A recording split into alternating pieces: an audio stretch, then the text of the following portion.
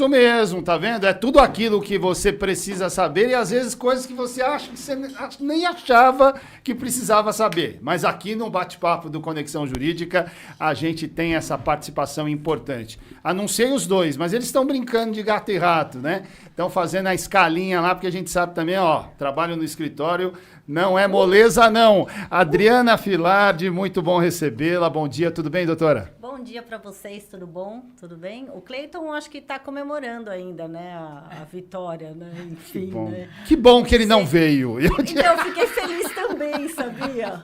Mas assim, né, a gente perde com elegância. Olha, estou de corintiana como sou. Aí, e vamos tá em frente, né? É isso aí. É isso aí, faz Vocês parte. estão sofrendo em público, né? Ah, você também veio de corintiana, não reclama não. Paciência. Eu batom vermelho, não conta? A gente segue o jogo, não tem jeito, né? Vamos lá. Isso aí, bom bate-papo. E para seguir o jogo, né? Seguindo o jogo, vamos prestar serviços aqui para os nossos internautas, para quem nos acompanha nessa manhã. Posso entender por que vocês estão de fone? Ah, não, tá bom. Precisa. O Leandro vai Ai, participar que daqui a bom. pouco. Eu achei que ele fosse Daqui a entrar. pouco daqui a pouco ele vem, aí a gente usa o fone. Entrar, a gente volta com o Me fone. diz uma coisa. Obrigada. Bem, no nosso tema é INSS, Previdência Social, aliás, dando sequência a conversas que a gente vem tendo aqui no Conexão Jurídica, Isso né, mesmo. Adriana? Qual é o destaque de hoje? Começa falando com a gente. É a revisão da vida toda? Começa por onde você achar que deve começar. A gente já tratou da revisão da vida toda, né? Nós falamos um pouquinho uns programas atrás. Sim. Só que o que aconteceu recentemente? Houve uma nova decisão que suspendeu novamente todos os processos relacionados à revisão da vida toda. O que aconteceu? Teve uma decisão lá em 2019 no STJ favorável à revisão. Aí o INSS foi lá, apresentou um recurso extraordinário que sobe lá para o STF, que é o Tribunal Superior do Brasil. E aí houve uma decisão também, quase um empate, mas por maioria foi definido que poderia ser feita a revisão da vida toda.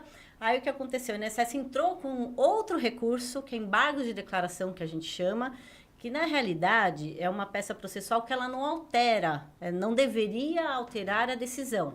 Ela só traz alguns esclarecimentos, alguma se há omissão. E aí o que aconteceu? Houve de novo o pedido de suspensão das ações. Então, novamente, as ações, há uma determinação que essas ações da revisão da vida toda fiquem suspensas até a última decisão. E por que a gente está trazendo isso? Eu acho um tema relevante, né? Apesar de ter tratado antes. Que é importante que as pessoas continuem entrando com essas ações, ainda que elas fiquem suspensas. Então, porque pode ter decisões retroativas. Sim, sim. Okay. E a gente não sabe se esses embargos, em alguns casos, têm um efeito que a gente chama de efeito modificativo, que apesar dessa peça processual ela não existir para isso, em alguns casos pode haver mudança. Então, o que é importante? Quem tem direito, que é aquele pessoal que se aposentou, tem um benefício permanente por mais de 10 anos, no máximo 10 anos, que recolheu antes de 94, esse pessoal, é importante o quê? Procurar advogado, levar toda a documentação que possui, a carteira de trabalho, comprovante de residência, RG, CPF...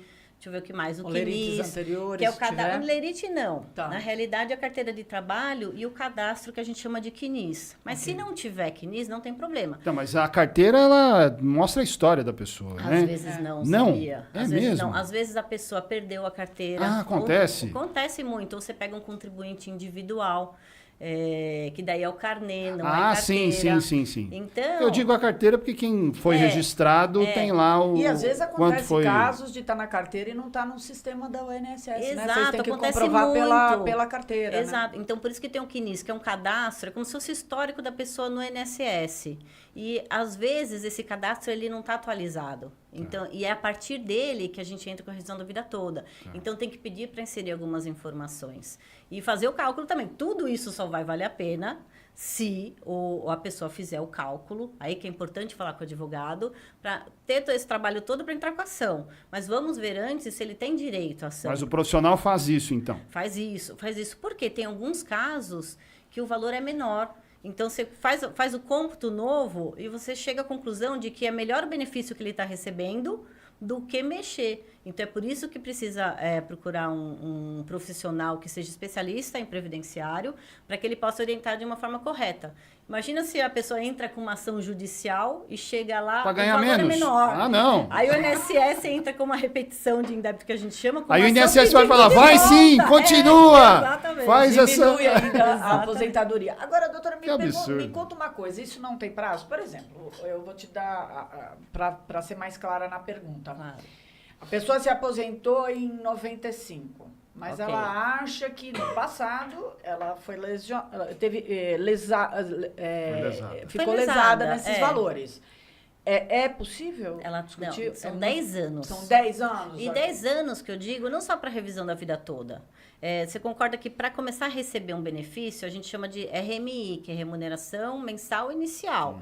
Então, parte de um cálculo. Ok. Pode ser que esse cálculo seja com defasagem. Então, não necessariamente, a pessoa pode não ter direito à revisão da vida toda, que é daqueles recolhimentos anteriores a 94, mas ela pode ter direito a um outro tipo de revisão. Ok. Então, é importante, quem está dentro desses 10 anos, se aposentou há 10 anos, é importante ela procurar um profissional para verificar se existe alguma Tá, e possibilidade nesse de período revisão. de 10 anos, é de agora, 11 um anos. mês a 10 anos. Sorry. Né, chorar mesmo, porque daí opera a prescrição, que a gente chama, que é a perda do direito de ação. Ou seja, 2013, quem se aposentou até 2013. Se aposentou, recebeu um benefício permanente.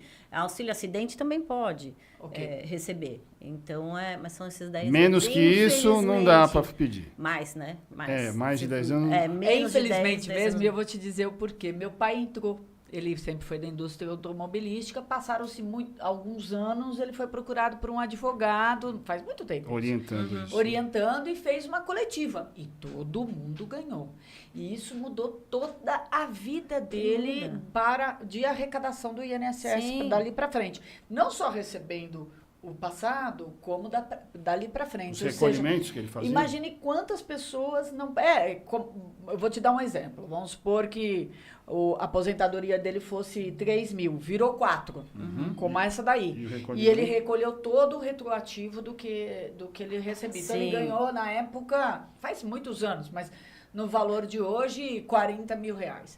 Quer queira, quer não, é um valor enorme. E é dele, né? E é justo. Tudo, exatamente. É da pessoa. Nada mais É da que justo. pessoa. E, além de tudo, o fato de ajustar de uma forma correta isso aí. o daqui para frente. Então, eu imagino quanta gente perdeu. E dá dó, porque muita Né? gente vai ao escritório passado esses 10 anos. E aí a gente acaba até fazendo cálculo, às vezes, só por curiosidade, né? Muitas vezes a pessoa tinha direito, né? Só que não tem como, realmente, a legislação aí, ela breca e não há... Isso é no Brasil inteiro, né? Não tem E como, também acho que faz um certo não tá sentido, né, doutora? Porque não dá para você ficar discutindo coisa de 30, 40 anos atrás, você não acha? Olha, Como é que sabe o que eu se penso? faz Como isso? são benefícios previdenciários? E se a gente entender que a população não tem muita informação a respeito de legislação Sim. e seus direitos, então eu penso, eu realmente acho que esse prazo deveria ser mais elastecido. Não de empresas, existem alguns direitos que acabam... são direitos que alimentam a população, né? Então, tem benefícios que a pessoa não conhece. Ficar conhecendo depois que podia fazer uma revisão, eu acho que interfere na vida dela e muitas vezes na sobrevivência dela. Então, Sim. é lógico, o prazo está engessado. Eu posso não gostar dele, mas ele existe e tem que ser cumprido, esse prazo de 10 anos. Mas, antigamente, pelo Código Civil de 2006? Não. Antigo, o Código Civil antigo, ele dava... a maioria das ações eram 20 anos. Prescreviam em 20 anos. Aí, com a reforma do Código em 2015, aí houve uma modificação e agora os prazos foram diminuídos, os prazos prescricionais todos. Mas eu sinto, assim, porque eu sei que a maioria dos direitos, assim, a população não tem muito conhecimento. Isso é uma tristeza, né? Porque quantas pessoas já perderam aí o time de pedir o exemplo que coisas. você deu, Andréia, né? De quanta gente que ficou de fora dessa... Imagina, mudou a olha, vida eu acho do que no seu universo, pai. por exemplo, de amigos do meu pai, que veio da indústria automobilística, meu pai trabalhou toda a vida na indústria automobilística de São Bernardo do Campo. Eu me lembro que do grupo dele, uns 6, 8 amigos entraram com essa ação. E quanta gente ficou de E fora? quantas pessoas ficaram de fora? Isso aí. Né? Olha só, é muito triste isso, porque... E a gente percebe as dificuldades até hoje, com mais comunicação que se tem, porque na época não se tinha redes sociais, não se tinha tanto acesso à comunicação. Mas mesmo hoje a gente percebe essa dificuldade, doutora. Das pessoas saberem os seus direitos. Existe, né? tem que ter prazo, né? Porque senão a pessoa fica a vida inteira podendo entrar com uma ação judicial. Mas, por outro lado, alguns benefícios previdenciários, eu acredito que eles não deveriam ter prazo. Conta um caso, assim, pra gente, mais ou menos, que você tenha atendido, que você te chamou a atenção por ser meio... Olha, eu vou falar uma questão, um processo nosso que nos veio procurar uma viúva. Ok. Né? O marido dela havia falecido trabalhando, tá? Só que ele havia caído de um telhado e faleceu. O que aconteceu nesse caso? Ele não tinha registro. Ele foi contratado por Boca para fazer aquele trabalho. Bico. Fazer um bico. Só que ele trabalhou várias vezes para essa mesma pessoa, em várias casas, só que sem contrato formal. E aí a gente entrou administrativamente, tentou comprovar que... Aí o que aconteceu? Deixa eu só dar um detalhe antes. Ele perdeu a qualidade de segurado.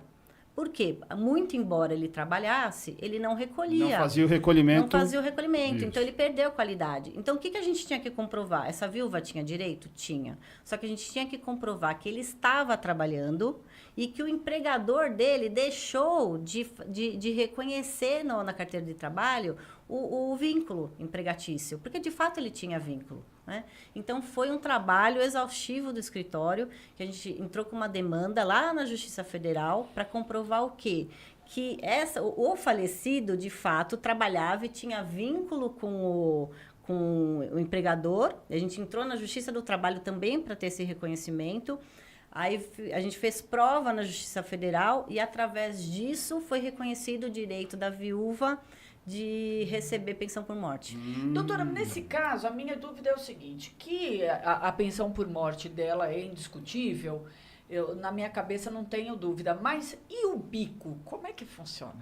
Então, o bico, boa Por pergunta. exemplo, um pedreiro que vai na tua casa e fica um mês resolvendo um problema teu, Sim. faz uma grande obra, mas não é teu funcionário. Não é, mas nesse caso ele tem que recolher. Sim. E é importante observar isso, sempre fazer contrato, gente. Por mais que seja uma pintura, eu sei que dá trabalho, Sim. mas faça um contrato e coloque, olha, você está sendo contratado para fazer esse serviço, né? E desse serviço tem este valor e o recolhimento do INSS correspondente. E as questões de segurança? Quando você tem um contrato, o funcionário é obrigado, por exemplo, eu vou mandar fazer um telhado, uma cobertura, uma reparação num telhado de um apartamento meu que é cobertura. Sim.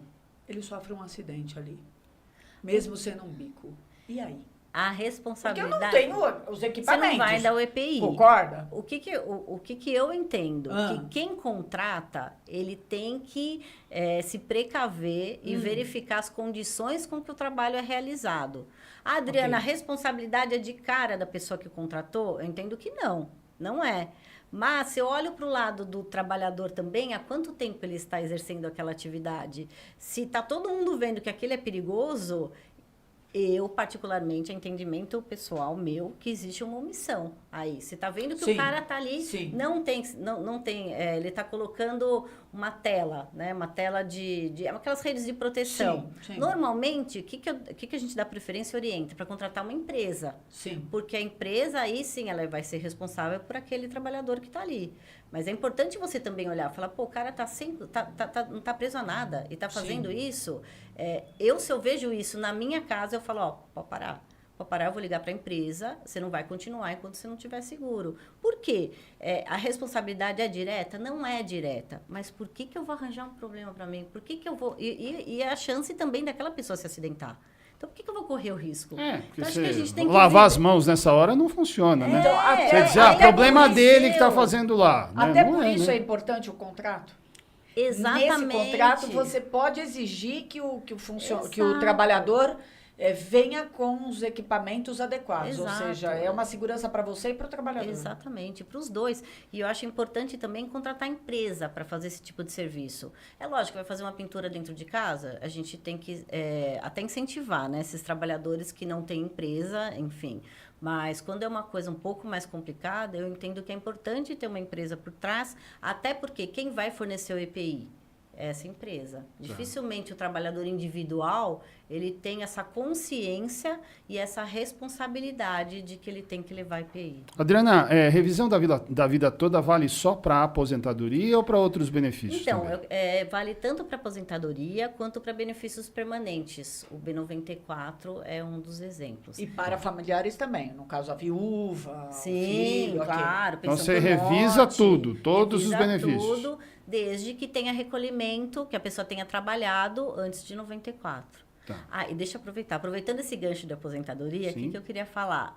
No podcast passado, foi feita uma pergunta, eu entendi diferente. Foi feita uma pergunta falando o seguinte, se poderia acumular aposentadoria, né? Aposentadoria não, desculpa, pensão por morte, no caso de um dependente com autista. Foi essa a pergunta. Sim. Eu entendi que as aposentadorias vinham de regimes diferentes, que um era servidor público, o outro era regime geral da Previdência. Okay. Na realidade, não é. Então, assim, eu queria estabelecer e deixar bem claro. Se for o mesmo regime geral da Previdência, não pode acumular. Então, a pensão por morte dos pais vai manter aquele maior, o que for maior, né? Agora, se for de regime diferente, aí pode acumular, que é o que eu havia entendido, que os regimes eram diferentes. Então, você pega um funcionário público que faleceu, a pensão vai para a pessoa que tem autismo ou qualquer síndrome, enfim, desde que seja incapaz. E a pessoa do regime geral da Previdência, supondo um contrato de trabalho normal, aí sim, aí acumula e a pessoa recebe 2 pensões. Agora, os 2 do regime geral, não. Ou é um ou é outro, o que for maior. Ok. Tá? Tá bom. Prestar esse serviço aqui. A fila de documentos, a quantidade de documentos é muito grande e a fila de concessão também, né? Tá difícil Gigante, hoje o INSS. né? Tá gigante. É um processo demorado, doutora? Não deveria ser, né? Os processos deveriam variar administrativamente entre 30 a 90 dias. Né? Agora, o que vem acontecendo é um acúmulo gigante de pedidos. E o que o INSS está fazendo? Ele está examinando a documentação através do site. Então, em alguns casos, as perícias não são marcadas. Eles pedem para juntar a documentação no site, no meu INSS, e através disso eles dão parecer se concordam ou não com um benefício que é solicitado. Isso não era comum, né? Começou a vir depois da pandemia, né? Que a gente não podia se locomover, então começou lá, e diante do aumento virou uma bolha, na verdade, né? De pedidos que não são deferidos e não são estudados, analisados pelo INSS, então está sendo feito dessa forma agora. Eles estão concedendo assim? Sim. Sim, alguns sim. Concedem, já aconteceu vários pedidos no escritório. Tá, mas não resolveu a fila ainda, né? Isso não começou. Resolveu, mas é uma forma de Um diminuir. pouquinho. Porque pensa que... Mas a tendência, então, é diminuir essa fila. Diminuir essa fila Tá. e outra coisa, e otimizar. A ideia, inclusive, não existem aquelas consultas já online? Sim. Existe até a tendência de que haja perícia também online. O tal da telemedicina, né? Exatamente. Fazer para a perícia do INSS. Eu não sei se vai funcionar. Eu, sinceramente, eu fico aqui pensando, né? Se vai funcionar ou não, mas acho que tem que ter tentativa, né? Eu tem lembro que o atual ministro do Trabalho, Luiz Marinho, foi prefeito em São Bernardo. Sim. Quando era ministro da Previdência, a coisa estava tão complicada em relação aos médicos peritos que sugeriu colocar a porta com detector de metal nas agências do INSS, porque tinha gente entrando armado para ameaçar médico que fazia relatório não concedendo benefício numa perícia. E né? tem os dois lados. Que loucura Ontem isso. mesmo atendi uma cliente, né, que ela estava contando que ela passou por perícia da INSS. E as pessoas, quando elas estão nessa situação, elas estão fragilizadas. Ah, sim. Então, muitas vezes, quando o perito ou ele fala de uma forma mais dura, ou ele não se comunica muito, a pessoa sente muito, sabe? Ela realmente, principalmente quando é relacionado a doenças emocionais, psicológicas e psiquiátricas, né? Então, você percebe que a pessoa fala, olha, eu não gostei da forma como que foi tratado. Então, tem sempre os dois lados, né? Os peritos imaginam o que eles têm de trabalho para fazer também. Né? Sim, sim. Então, mas é sempre boa empatia, então, sempre, né? um acolhimento, né? acolhimento. Porque é uma situação diferente, uma situação difícil mesmo. Eles normalmente estão numa posição de vulnerabilidade, Sim, né? sim. Então, acho que um pouco de empatia pelos peritos ia ser muito bom também. Não, e outra coisa, uma Pensou. análise, né, dos casos. Você conhece a pessoa, eu tenho um caso de uma pessoa que trabalhou comigo anos, hoje ela faz faxina, é praticamente da família. E ao longo dos últimos anos ela pegou lúpus, e o lúpus é uma doença muito cruel. Embora não seja de organismo, seja de pele, ela toma a mesma medicação de um câncer. Exato. É para melhorar o sistema imunológico. Então, por exemplo, tem dias que ela tá com a pele inteira aberta. Ela chegou pro perito e foi lá para fazer. Ele falou assim, não, mas não é de organismo. Ela falou assim, mas eu tô com as feridas, né? Aqui. Tem dias que ele não deu. Então, assim, tem coisas, assim, muito cruéis que acontecem. Eu não sei se existiu uma história, né, e é uma denúncia que a gente não tem como certificar, que existiu uma regra aí no governo passado federal de que era para dar não e acabou, Sim, né? sim, porque sim. era para diminuir o número de aposentadorias. Mas existe casos e casos, né? Então, a gente tem que avaliar de uma forma mais humana essas pessoas também, não é verdade? E tem muitos casos, a gente brinca, mas é trágico. É muito porque chega gente de trágico. cadeira de rodas, né, tá ali engessado, só falta o perito falar, mas você pode andar com outra perna, né? Porque é muito difícil. Você vê situações que a pessoa realmente precisa, ela tem direito, mas o perito nega. Mas ainda bem que tem a justiça, né, gente? Tem a justiça. Então, isso que eu queria é uma explicação para a gente conversar direitinho, né? Os dois lados, as esferas administrativa e judicial. Né? O caminho normal, para dar tudo certo, funcionar, com documentação, devia tudo dar certo na área administrativa, né? Deveria. Agora, a justiça está aí para corrigir as distorções. As distorções da área administrativa. Pois é, e são muito comuns, de fato. Muito o comum. pessoal do INSS não consegue fazer direito na parte administrativa? Muito comum, porque existem... O que eu penso? Como tem um volume muito grande de pedidos, enorme, eles acabam entrando numa esteira, assim, de trabalho. Então, existem alguns casos que são diferentes. O INSS trata da mesma forma. Então, acho importantíssimo ter a justiça. Para quê? Para entrar com essas ações, para acolher o trabalhador, acolher a pessoa que recolheu anos a fio e não viu reconhecido o seu direito. O exemplo que eu dei, por exemplo, esse exemplo que eu dei, o INSS não reconhece, que é a questão da viúva. Ele não vai reconhecer. Aposentadoria especial, que o cara que trabalhou por muito tempo numa área insalubre ou perigosa, dificilmente o INSS vai reconhecer de forma administrativa. Aí eu te pergunto, doutora, tem casos tão graves que a gente sabe que o INSS não reconhece e que a pessoa vem a óbito. E o processo morre ou a família pode continuar? A família continua e daí muda, né, o nome da pensão, daí viraria pensão por morte, no caso, e tem os beneficiários que eles têm direito presumido, que a gente chama. Então, os filhos, a viúva, quem tem união estável. Aí até tem uma outra questão que me perguntaram também, se o enteado teria direito à pensão por morte, o enteado ou enteada. E eles têm direito, sim. Só que é importante o quê? Comprovar documentalmente, em vida, a relação de dependência do marido com o enteado, né? Ou da esposa com o enteado.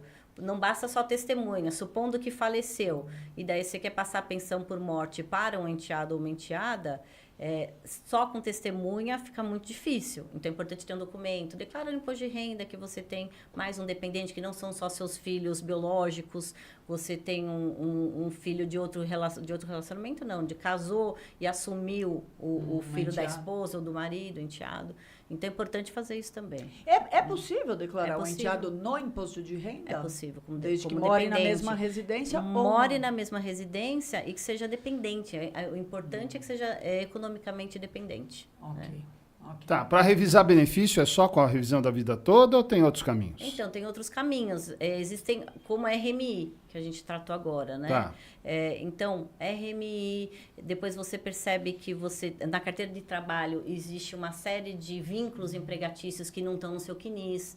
Então, isso pode aumentar a sua renda inicial. Também, outra forma, insalubridade. Você ganhou um processo de insalubridade ou de periculosidade. Isso aumenta também. Se você já aposentou, pega aquele processo que você ganhou e faz uma revisão no INSS, que pode ser administrativa, se não der, vira judicial.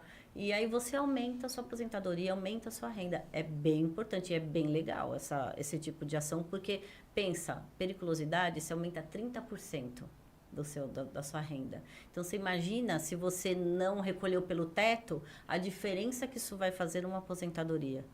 É bem importante. E é pouca gente que recebe pelo teto, né, doutora? Né? A gente sabe, né? Sabemos. Quase né? ninguém, Quase né? ninguém. Então, é essencial. Tem processo de periculosidade, Para receber pelo insalubridade, teto, entra. você tem que comprovar no mínimo quantos anos daquele salário que você teve. Porque diz que agora tem uma média. Não, depende. Não, Não média, é, é que assim, tem essa média para receber. Você quer saber para você receber a aposentadoria Pelo por teto, eu sempre tive bom salário num momento, depois eu não tive tanto num outro momento, depois eu tive num outro momento. Existe uma média ou não? André, tem muitas regras, muitas Ok, regras. imagino. Então, depende muito da forma como Merece você um está se programa. aposentando. Merece, porque tem o fator previdenciário, que na maioria das 99% das vezes é um vilão.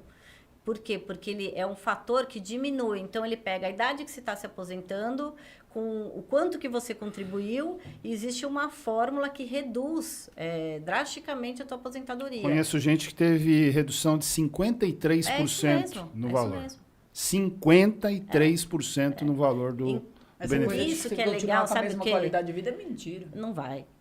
Por isso que é legal fazer uma estratégia antes de se aposentar, contratar também um escritório, enfim, especializado nessa área, para que ele possa fazer um planejamento de aposentadoria.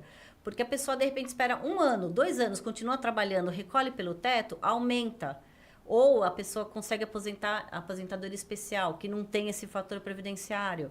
Então, o planejamento é essencial para se aposentar. E vamos falar sobre isso num programa? Vamos Eu acho sim. que é um tema muito importante, porque isso uma vez me falaram, que o certo, por exemplo, assim, se você tem essas alternâncias de trabalho, o certo é recolher depois um período determinado sobre o maior para te aumentar a média. Já me falaram sobre isso. E antigamente, olha só saberem. como era, antigamente eram sobre os 36 últimos salários, que era feito o cálculo da aposentadoria. Então, o que você acha que o pessoal fazia? Recolhia pelo mínimo, chegava nos 36 meses antes de se aposentar, recolhia pelo teto. Então, mas isso não é da reforma agora, Não, né? isso era- Essa isso é da muito reforma antigo. acho que do Porque depois- Fernando Henrique, de 95, né? Então, era feito dessa forma, depois ficou como? Pega 100% dos recolhimentos, separa os 20% menores, pega os 80% maiores e faz todo o cálculo em cima Sim. disso. E hoje mudou de novo a 100%. Só que é o que eu estou falando para vocês, não é que a pessoa vai receber 100% do que ela recolheu atualizado.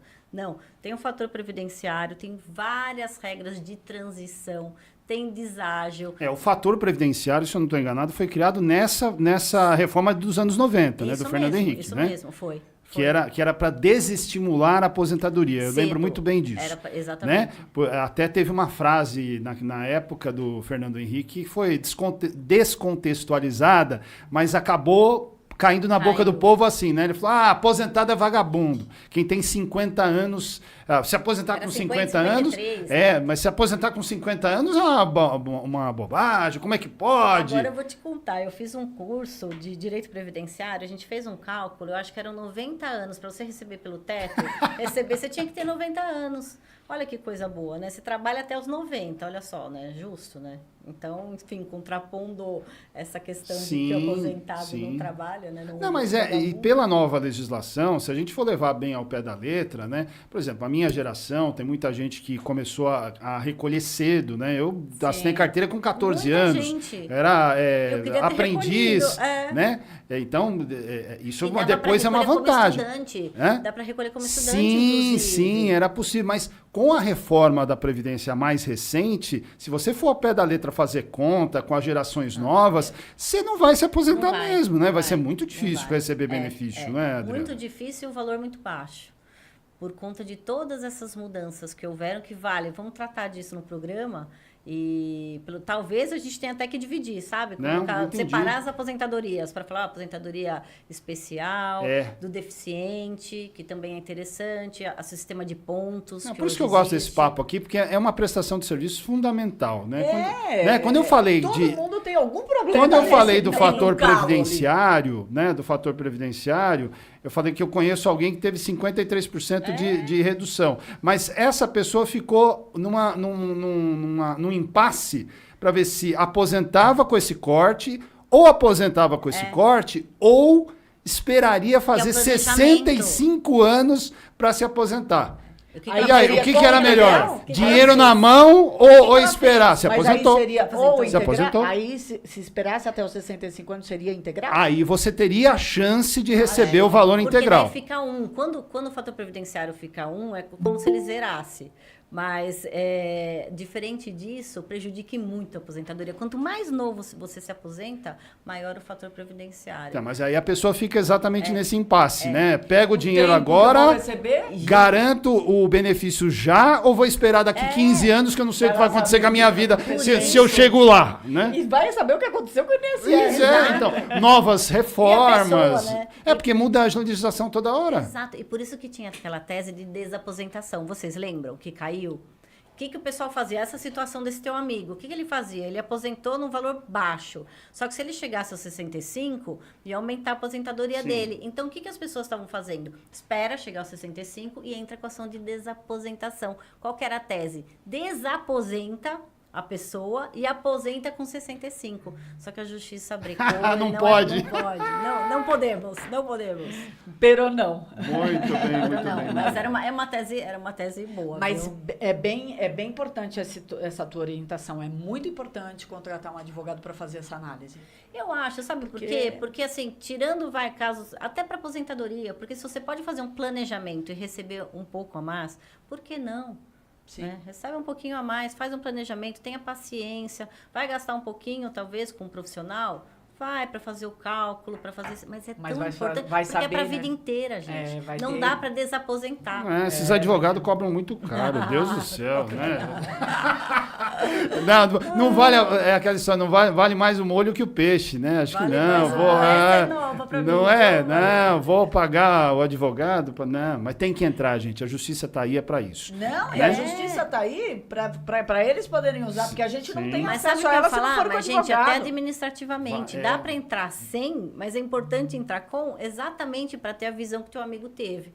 Show. Que é para ou ele aposentava esperava 65, ou ele fazia, ou foi o que ele fez, né? Sim. Ele aposentou e pegou o fator previdenciário. As pessoas precisam ter clareza do que elas estão fazendo, que muitas vezes elas não têm, se elas caminham sozinhas dentro do INSS. Nesse caso acho que foi bem pensado, né? Imaginou. Sim, era melhor ele planejou. Foi planejado, mas é uma situação que muitas pessoas se veem e não têm a orientação necessária para tomar a decisão correta, né?